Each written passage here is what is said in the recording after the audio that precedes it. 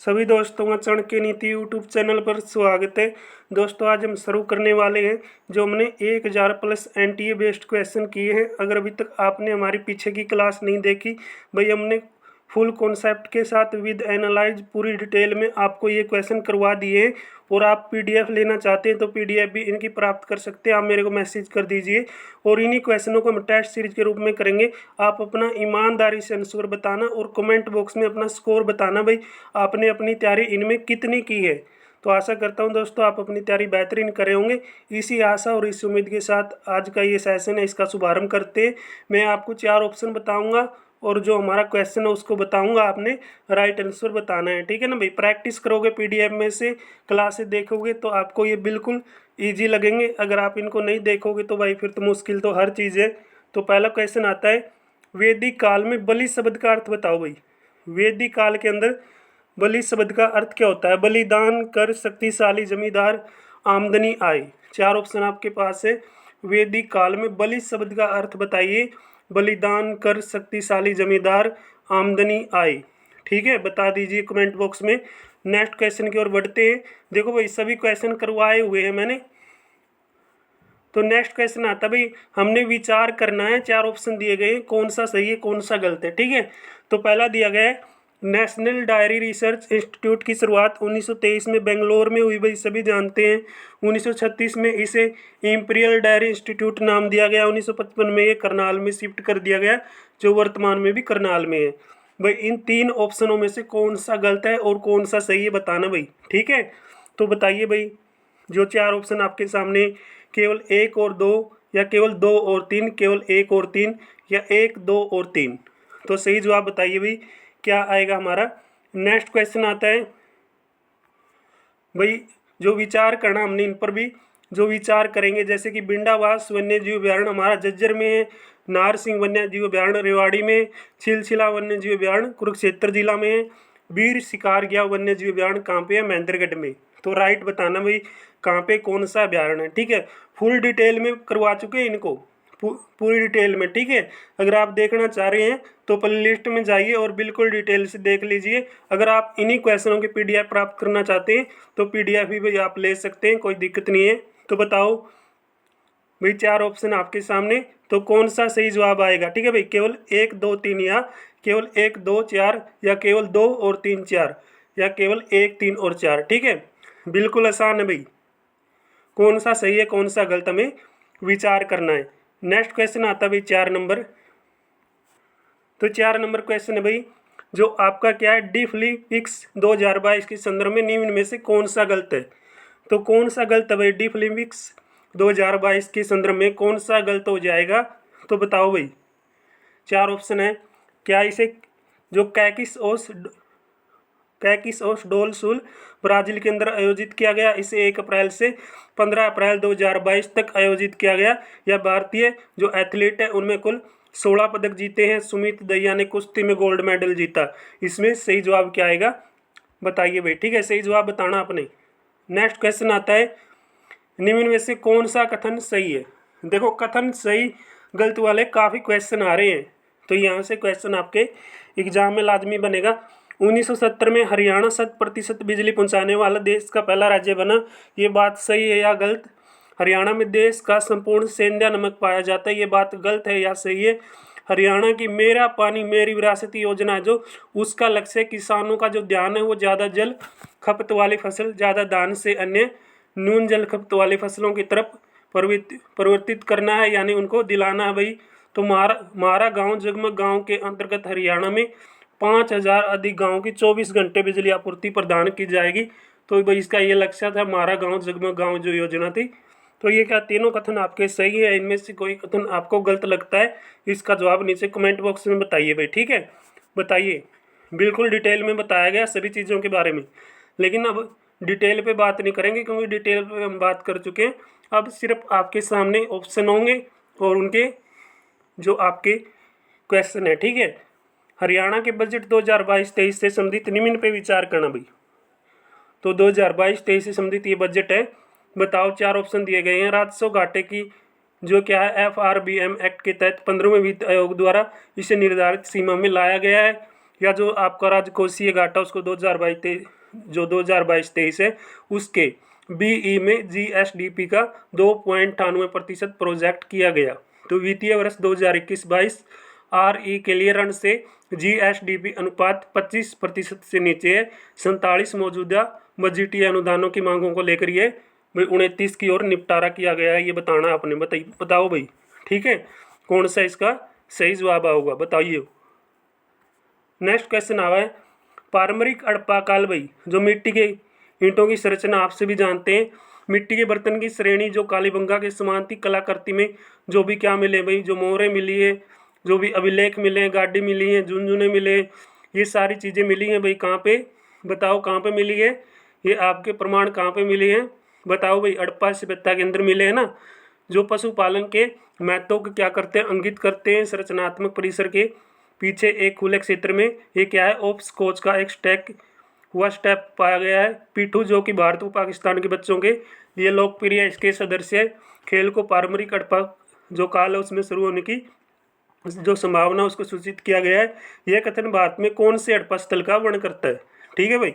देखो ध्यान से क्वेश्चन को देखना फिर जवाब देना, क्योंकि क्वेश्चन आपको बड़ा लग रहा है लेकिन इसमें बड़ा कुछ नहीं है। जो चीज़ें हमें मिली है ना, ये बताना है कौन से स्थल पे मिली है, ठीक है भाई। कौन से स्थल से ये संबंधी चीज़ें हैं ये बताना भाई।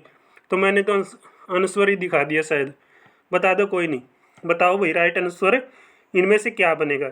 जो ये चीज़ें हैं ना आपको जो ऑप्शन में बताई गई है और जो आपके क्वेश्चन में है, ठीक है, ये बताना भी आपने। नेक्स्ट आता है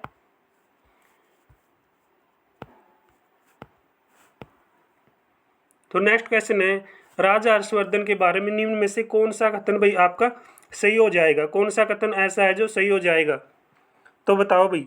वह मोखरी राजवंश से संबंधित है, यह पुलकेशिन द्वितीय से हार जाता है। बाण मयूर या पातंग दिवाकर उसके दरबार के प्रसिद्ध लेखक थे।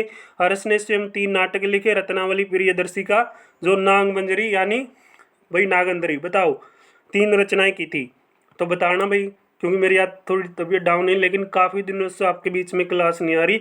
सोच रहा हूँ कोई ना कोई आपको क्लास दे, तो मैंने सोचा चलो जो हम शुरू करने वाले हैं उसी को शुरू कर दे। तो आपके सामने क्वेश्चन है, बढ़िया क्वेश्चन है, बिल्कुल इम्पोर्टेंट क्वेश्चन है। बताओ अगर इसका आंसर देगी तो वैसे बता दो यार, इतना तो कर लिया करो कैच, इतना तो वैसे कैच कर दें। हरियाणा वाले को बस थोड़ा वो चाहिए, हिट चाहिए, और क्या चाहिए, हरियाणा वालों को तो हिट चाहिए बस। निम्नलिखित में से किस तारीख पे भाई हरियाणा राज्य में पहली बार राष्ट्रपति शासन लगा। पहली बार हरियाणा में भाई राष्ट्रपति शासन कब से कब तक रहा था ये बताओ, और किसके काल में रहा ये भी बताना भाई, ठीक है। उस समय देश के राष्ट्रपति कौन और हरियाणा के राज्यपाल कौन, इनका जवाब बताइए भाई, ठीक है। उस समय देश के राष्ट्रपति कौन, देश के प्रधानमंत्री कौन, और हरियाणा के राज्यपाल और मुख्यमंत्री कौन, ये चारों चीज़ों के बारे में बताइए भाई। और पहली बार हरियाणा में राष्ट्रपति शासन कब लगा, बिल्कुल भाई इंपॉर्टेंट है, बता देना। तो नेक्स्ट आता है दोस्तों, निम्न में से हरियाणा केसरी के नाम से जाना जाता है भाई, किसको जाना जाता है हरियाणा केसरी के नाम से। पंडित नेकीराम शर्मा, चौधरी देवीलाल, बंसीलाल या पंडित बीडी शर्मा, बताओ भाई किसको हरियाणा केसरी कहा जाता है, बताना भाई हरियाणा केसरी किसको कहा जाएगा। मैं तो सभी आंसर दिखा रहा हूँ आपको लेकिन फिर भी आप देख लो भाई। निम्नलिखित में से किस वर्ष अम्बाला में छावनी की स्थापना होती है, किस वर्ष अम्बाला छावनी बनती है भाई, 1843, 1846, 1848, 1839, बताइए भाई किस वर्ष बनती है। नेक्स्ट आता दोस्तों, मैं बिल्कुल वैसे ये सोच रहा हूँ चलो प्रैक्टिस कर लेंगे, देख भी लेंगे तो क्या नुकसान होता है, ईमानदारी से करेंगे भाई। हरियाणा राज्य गठन के इस समय हरियाणा में कितने जिले थे भाई, वैसे बता दो, बिल्कुल सिंपल है। नेक्स्ट आता है, निम्नलिखित में से किसने भाई लड़की की बहादुरी की रचना की है। तो लड़की की बहादुरी की रचना किसने की भाई, डॉक्टर नानक चंद शर्मा ने, डॉक्टर श्री राम शास्त्री ने, रतन चंद शर्मा ने, या श्री माधव प्रसाद मिश्र ने, बताओ भाई किसने लड़की की बहादुरी की रचना की है। बिल्कुल ज़बरदस्त प्रश्न है ना, तो बताना भाई इसका जवाब क्या आएगा। नेक्स्ट है, निम्नलिखित में से किस व्यक्ति को हरियाणा का शेक्सपियर कहा जाता है। मैं तो आपको भाई नेक्स्ट क्लास लेके आएंगे ना, आंसरों को दिखने नहीं देंगे। देख लो आज थोड़ा हमने व्यवस्था ठीक से नहीं की, लेकिन आगे क्लास में फिर भी आप ईमानदारी से बताना भाई। निम्नलिखित में से किस व्यक्ति को हरियाणा का शेक्सपियर के नाम से जाना जाता है? किस व्यक्ति को हरियाणा का शेक्सपियर कहते हैं भाई? श्री दीपचंद मेमन, सुरेंद्र शर्मा, पंडित नेकीराम शर्मा, श्री चौरंगीनाथ। बताओ भाई हरियाणा का शेक्सपियर कौन है? बिल्कुल डिटेल में पढ़ चुके हैं यार, इतनी डिटेल में पढ़ चुके हैं इनके बारे में, और डिटेल आपको दिख भी रही है, फिर भी आप जवाब देने से वो हो रहे।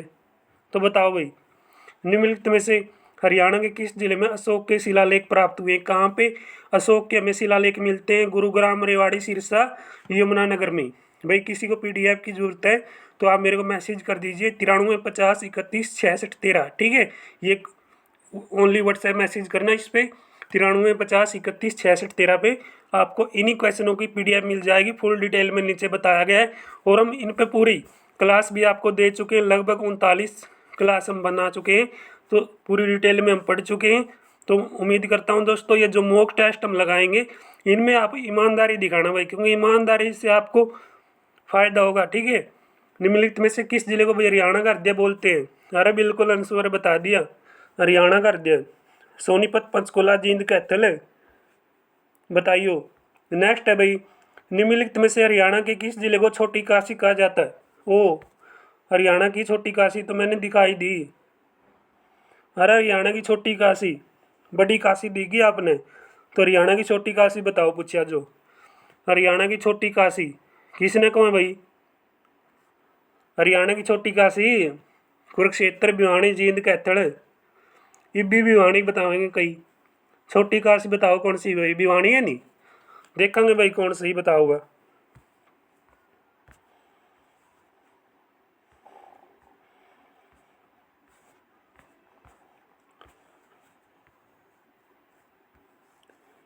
तो नेक्स्ट आवा दोस्तों, निम्नलिखित में से हरियाणा के किस स्थान पर गिद्ध संरक्षण एवं प्रजनन केंद्र है? सारे प्रजनन केंद्र आपने डिटेल में पढ़े, सुल्तानपुर, पिंजौर, करनाल नू। तो गिद्ध संरक्षण बताओ भाई कड़ा है, जो आसान है यार। गिद्ध संरक्षण एवं प्रजनन केंद्र बताइयो रहा है, इतना तो बता दो यार, इतने आसान क्वेश्चन तो बता दिया करो। नेक्स्ट आओ भाई,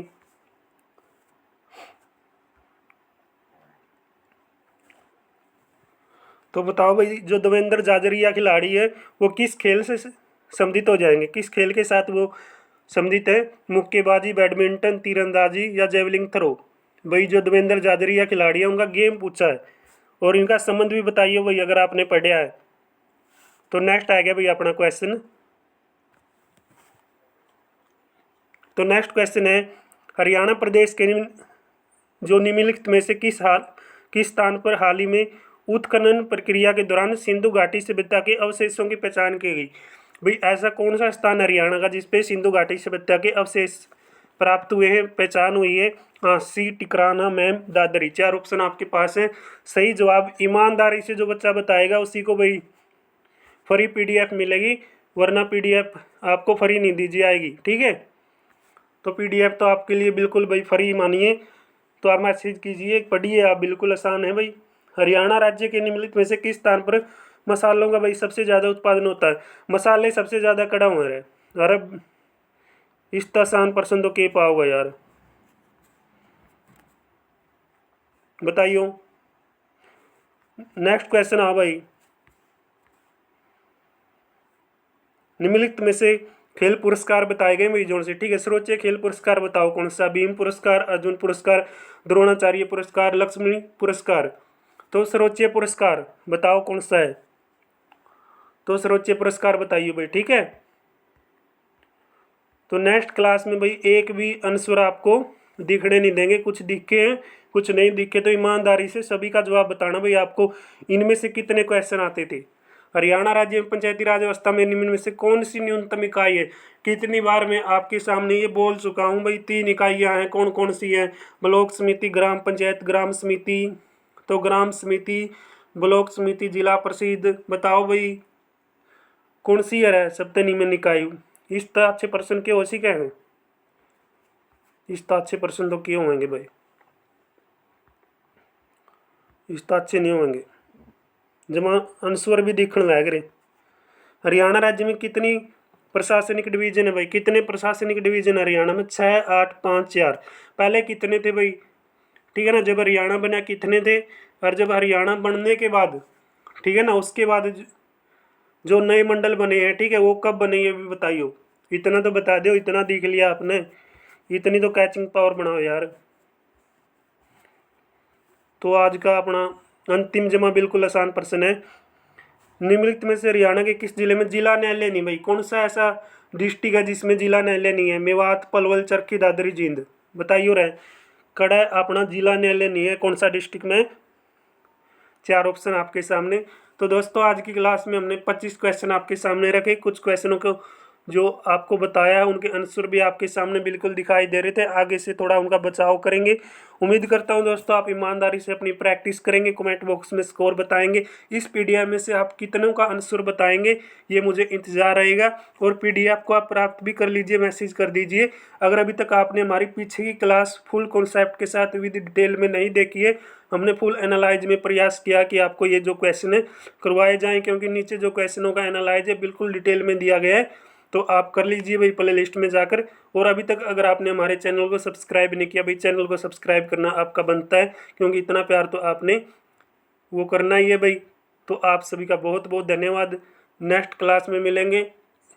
तो आप सभी का बहुत बहुत धन्यवाद। जय हिंद, जय भारत दोस्तों।